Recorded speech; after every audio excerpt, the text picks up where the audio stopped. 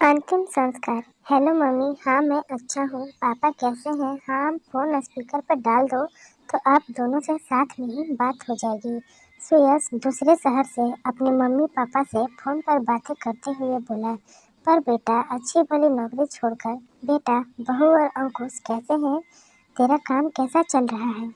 Mummy ने पूछा। तभी पापा ने बोला, कल आयुष के दादा आए थे, तेरे काम के बारे में बता रहे थे। तूने नौकरी छोड़कर उनकी बात काटते हुए सुरेश बोला, अरे पापा, कोई काम अच्छा या बुरा नहीं होता है, वह चलते हैं मेरी कंपनी की तरक्की से। और फिर मैं तो अपना पुश्तैनी काम ही कर रहा हूँ। आप नहीं पर हमारे दादा परदादा तो पंडित थे। और अरे पापा, आपको मालूम नहीं है यहाँ बड़े शहरों में अपनी मिट्टी से दूसरे लोगों की कितनी मुश्किल उठानी पड़ती है। बच्चे जानते ही नहीं हैं इन सब चीज़ों के बारे में, कैसे करना है, क्या करना है। जब परिवार दुख में हो तो इन सब चीज़ों का इंतजाम करना, वह भी परदेश में, बहुत कठिन होता है। अरे बेटा, तो हम कुछ कहाँ कह रहे हैं, हम तो बुरा लगा कि तुमने हमें बताया भी नहीं। सुयश के मम्मी पापा एक साथ बोले, वह क्या है ना पापा, नया विचार था, चलता या नहीं चलता पता नहीं, बस इसलिए नहीं बताया। पापा, आप विश्वास नहीं करोगे, 2 साल में मेरी कंपनी का टर्नओवर करोड़ों के ऊपर पहुंच गया है। पहले मैं एक छोटा सा कर्मचारी था, आज बहुत सारे लोग मेरे अधीनस्थ काम करते हैं। हाँ बेटा, वो तो ठीक है, पर इतना पढ़ लिख कर यही करना था तो आ जाओ। क्या पापा, आप ही तो कहते हैं पढ़ाई ज्ञान प्राप्त करने के लिए की जाती है, नौकरी के लिए नहीं। और पापा, वह छोटा शहर है, वहाँ यह सब चीज़ आराम से हो जाती है।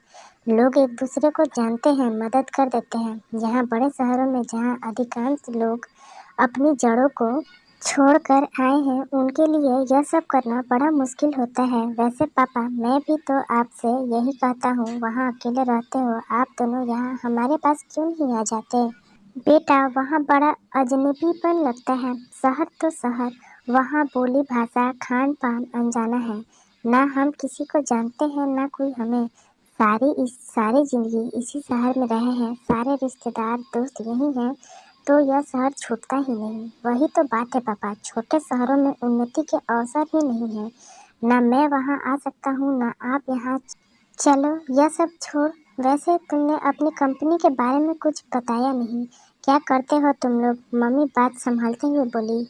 11। अच्छा सुनो, यह बड़े पंडित जी आए तो उनको जरा 11,001 रुपये दे देना। यह विचार मुझे उनको देकर ही आया।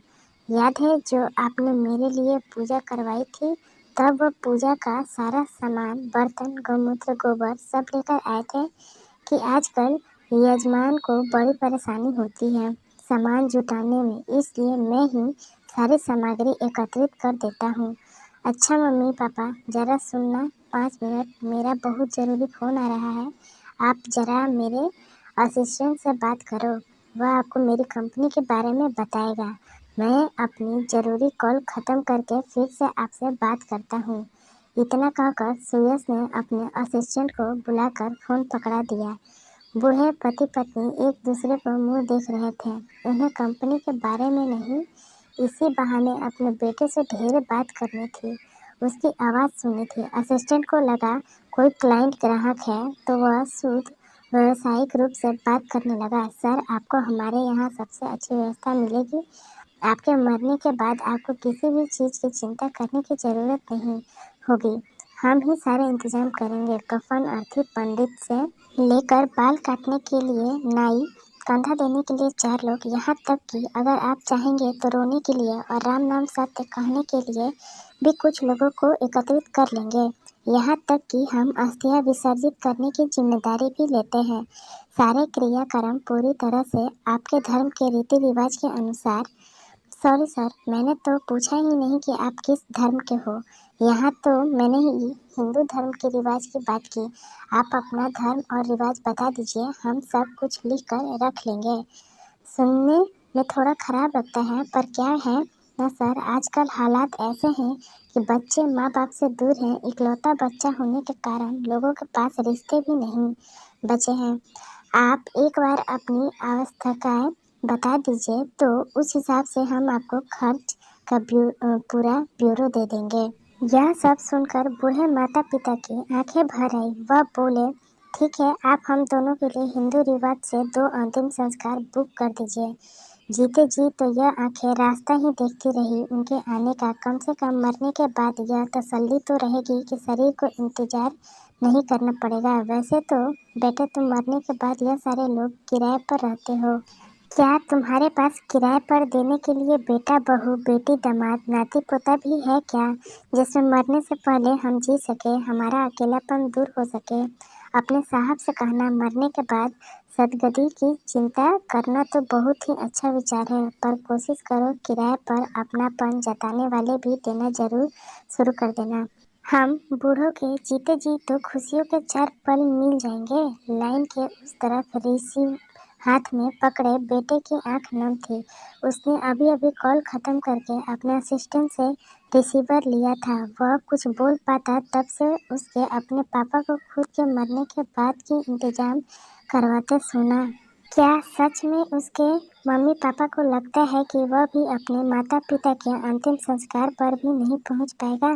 क्या उसके पापा सही कह रहे हैं? आज लोगों को अंतिम संस्कार की भीड़ नहीं, जीते जी समय बिताने के लिए लोग चाहिए।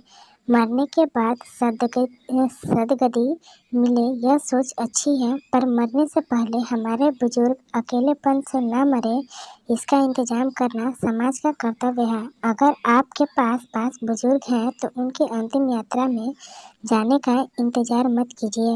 हो सके तो यूं ही कभी कभार मिल लिया कीजिए। यकीन मानिए, वे आपके उनके अंतिम संस्कार में न पहुंचने पाने का बुरा नहीं मानेंगे। आशा करती हूँ आपको ये कहानी पसंद आई होगी। इस पे आपकी क्या राय है, हमें कमेंट करके ज़रूर बताइए।